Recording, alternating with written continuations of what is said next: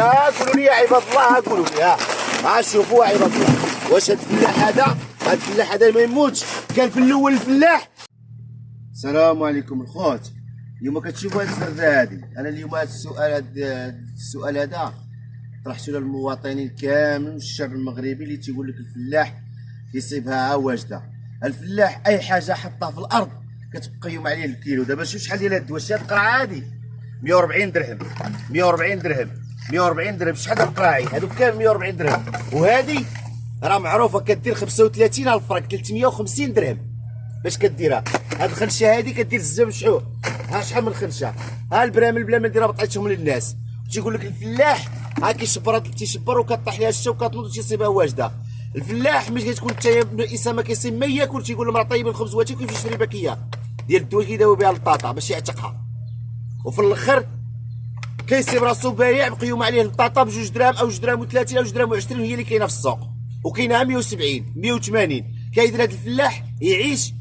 وشنو هو السبب اللي كيخلي الفلاح؟ هي تيشوف راسو هو غرق والكريدي عليه، تيبقى يبان له خصو يخوي الارض باش يزرع حاجه اخرى باش يتفك مع الناس اللي غارق معاهم بالديون.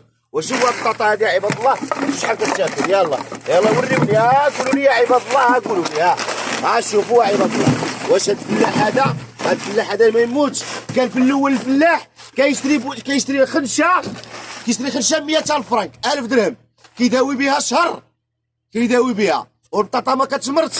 ودابا ها الفولاري، هذاك مفيد، هذاك بيكوراب، هذاك كابريديو، ها الانواع. ها الدواء الغالي، ما كاينش كاع الدواء الرخيص، الدواء الغالي وداك راه.